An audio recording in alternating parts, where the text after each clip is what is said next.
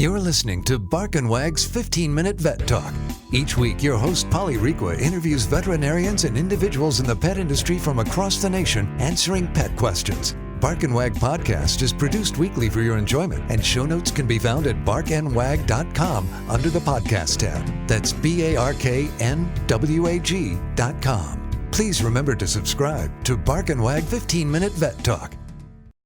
Thank you for listening to Bark and Wag's 15-Minute Vet Talk. If you like what you just heard, we hope you'll pass along our web address, www.barkandwag.com, to your friends and other pet owners. Have a pressing question for a veterinarian? Ask your question at barkandwag.com under the podcast tab. This has been a KFR production. Join us next time for another edition of Bark and Wag's 15-Minute Vet Talk.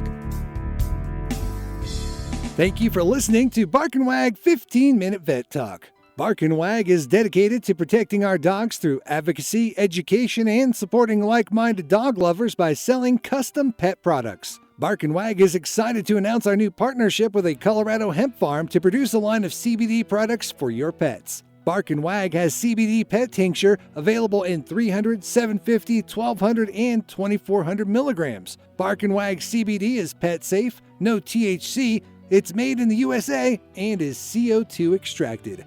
Please check out Bark and Wag's website, barkandwag.com. That is BARK, to see our line of CBD and awesome merchandise. We love pooch ideas for podcasts and merchandise, so anytime send an email to Polly at barkandwag.com with your suggestions. Welcome to Bark and Wag 15-Minute Vet Talk. I'm your host, Polly Requa. Today we're talking to renowned veterinarian specialist, exotics expert, and author. Welcome, Dr. Doug Mader. Hey, Polly, thank you so much for having me with you today. It's quite an honor to be here. Well, thank you for being on the podcast, and myself and all the listeners want to hear about your new book. Oh, thank you. Yeah, I'm pretty excited. I'm sure most of your listeners have heard of James Herriot. You know, the PBS has just done, they've taken his original series of books called All Creatures Great and Small and turned it into a series. And when I was a young kid in high school back in the 70s, the veterinarian that I worked for gave me a copy of his first book, All Creatures Great and Small, and I just became hooked. And I just knew that someday I wanted to be a veterinarian, and someday I wanted to be able to write a book just like his. And for those of you that aren't familiar with his books, he's a veterinarian from Yorkshire, England, and his stories are amazingly beautifully written stories about being a veterinarian back in the early 1900s, working in the beautiful rolling hills of Yorkshire, England, taking care of the farmers and their families. And he had just an amazing picturesque life. And I always envisioned myself doing something like that. Well, fast forward many years. Now, I've been a veterinarian 40 years, and I finally had a chance to change my career, and I've written 4 medical textbooks, but this is the first book I've written for the mainstream audience, and it's called The Vet at Noah's Ark. And it's quite humbling, Polly, because all of the literary critics are calling it the first American James Herriot, and to me, that's like the ultimate compliment.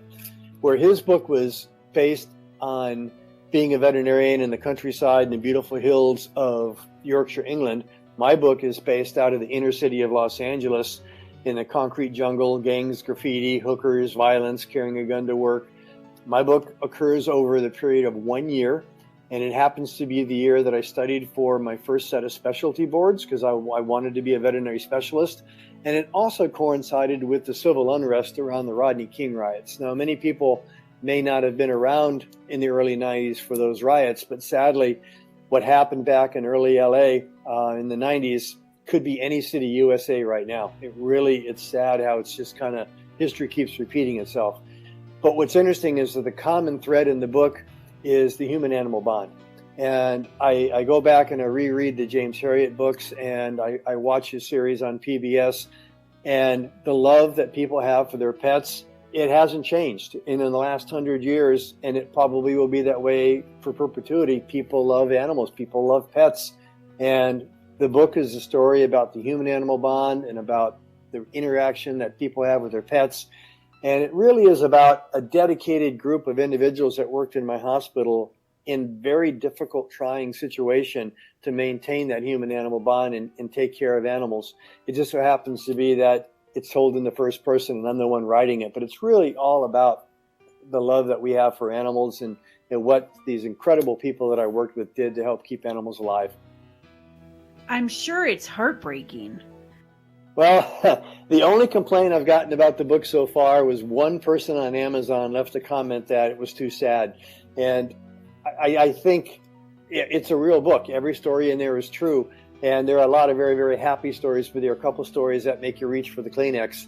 And, those are the stories we remember, but it's reality. And as much as myself and other veterinarians would like to walk on water and save everything, the fact is people bring their pets to the animal hospital because usually they're sick and sometimes they don't go home. Mm-hmm. How long did you work there? I was there for 9 years. And then after 9 years of carrying a gun to work and dealing with all the inner city tragedy, I decided to move to where I was born, which is the Florida Keys. So now I live on a small island. But it was really interesting working there because I sponsored a program for veterinary students from all over the country, and I actually took students from different countries as well. And I'd always talk to these students and find out why they wanted to be a veterinarian. How did you know you wanted to go into veterinary medicine? Well, for me, it was pretty easy. I loved medicine and I loved animals. And then when I read the Harriet book about all creatures great and small, that cemented the deal. And I knew that was going to be my life's passion. So when I talked to young high schoolers and college students and they ask me about being a veterinarian, I ask them, why do you want to do it? And typically their answer is, because I love animals. I don't really care for people. And I tell them, I said, you know what, I'm glad you're laughing. This is not the job for you because we treat the animals, but we really treat the people because we have to get permission from the people to do anything we want to do for the animals. We have to be the advocate for the animals because they can't talk. And we have to convince the owner that, okay, I know Mrs. Smith, this blood test may be $75, but it's really going to benefit Fido if I can find out what's going on with his kidneys and his liver. Help me help you help Fido by giving me permission to do this. So really being a veterinarian is involving humans, pets, and the doctor, and hence the name human-animal bond. So really, if you want to be a veterinarian, I'd strongly recommend the youngsters spend time either volunteering or working for a veterinary office. And right now, veterinarians are hurting for help. So you can probably go to any veterinarian on any street USA and get a job. And that's the way to do it. Get in there, work part-time, see if it's for you. Because being a veterinarian is not all hugging kittens and petting puppies. I mean, it can be pretty difficult. And there's some stories in my book that will literally chill your spine about how cruel some people can be and the position it puts veterinarians in. And it can be a very difficult job at times. I think there's an old saying, 98% of your clients are wonderful, 2% of your clients give you 98% of your headaches. And those 2% of your clients that give you 98% of your headaches, those are the ones that keep you up at night. So if you can't handle that, going into veterinary medicine probably is not the thing for you.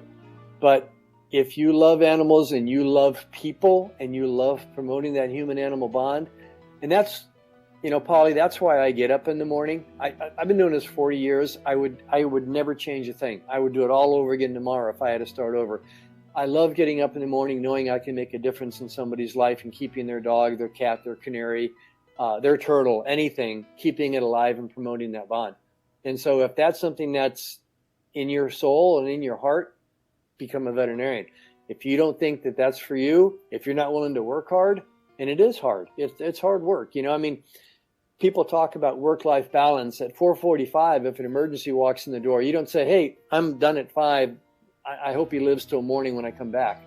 You stay with that pet until you get it stabilized and hand it off to another competent caregiver, or you stay with it yourself until that animal's stabilized. So again, it's not for everybody, but I think for the people that go into it, veterinarians are amazing people. They're so full of love and compassion, and I'm really fortunate to be part of this profession. How did you end up in LA? That's funny you asked that. I started my career as an equine veterinarian because I was a blacksmith. When I was 15, I moved away and went to blacksmithing school. Then I went to go work at a stable, and I worked with a veterinarian and a horse veterinarian. And so I told myself two things when I went to vet school: that number one, I'd never work in small animals, and number two, I'd never live in a city. Then I was run over by a drunken driver, a young kid that was underage, was drag racing, lost control of his van, ran me over. 11 surgeries, and a year later, I couldn't work on horses anymore. So I started volunteering at the local vet school in their exotic ward. And I really fell in love with exotics. And, skip forward a couple of years, my buddy and I bought a hospital in Los Angeles, and it was a small animal practice, and we specialized in exotic animal medicine. So, life throws curveballs at you. And sometimes when you get to that fork in the road, you have to make a decision left or right. But the beautiful thing is, with veterinary medicine, there are so many different opportunities that we have. So, no, I never thought I'd live in LA. I never thought I'd work on small animals.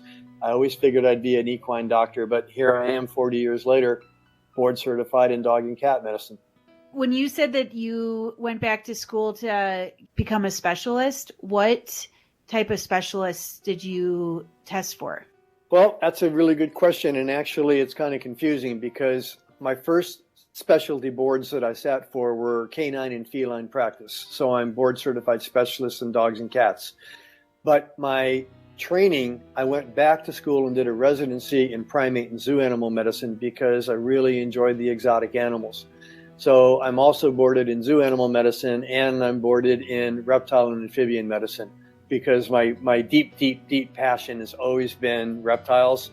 And my favorite animal, and don't tell my own dog and cat and bird this because I think they'll be offended, but my favorite animal is the crocodile. I've just fallen in love with crocodiles. And since I moved to Florida about 25 years ago, I have several crocodile facilities that I work with. And they're so prehistoric, and people give them, they get a lot of really bad press. But there's a lot more people that get bitten by chihuahuas and get bitten by crocodiles or alligators. But every time a chihuahua bites somebody, nobody says anything. But if an alligator bites somebody, it makes national news. They have incredible personalities. If you've ever seen my Facebook pictures or any of my Instagram pictures, you'll see me swimming with these animals. And I don't recommend your listeners go out and jump in a pond with an alligator. I work with gators, and they're trained. They know me. I can call their name. They'll swim over. I can comfortably swim with them, but I do know what I'm doing. Again, if you don't know what you're doing, don't jump in a pond with an alligator, okay? How did that evolve? Becoming with alligators? That's I've just always liked reptiles, and there's not a whole lot of veterinarians in the country that have skill sets with reptiles because they're so different than dogs and cats. And when I moved to the Keys, the alligators and the crocodiles they're wild. And I work with several zoos and tourist attractions that have alligators on display, and they needed somebody to take care of them. So I started working with them about, probably 30 years ago, before I actually even moved here. And then when I moved here, I picked up several clients that would call me because they knew that I wanted to do it, and I wasn't afraid to do it, and B, I had some background in it, and so I was able to help them. And once you save one, then everybody talks, and then everybody knows, hey, he's the one to call. So what type of diseases do alligators get? Well, probably the most common thing is they fight, especially the big bull alligators during breeding season. They'll fight with each other, or they'll fight over food. So I think the most common thing that I get called in for with the alligators and the crocodiles is trauma, bite wounds. Okay. I have to tell you something real quick, real funny is one of the facilities I work for, a tourist dropped their purse in the pond, and the alligator ate the purse. So I had to go in with an endoscope and pull everything out. And I pulled out sunglasses, a cell phone, sunscreen, a hearing aid, a binky, all sorts of stuff from the stomach of that gator. But we never had to do surgery. We got it with a scope, and the animal swam off and did fine. But that was kind of an unusual case.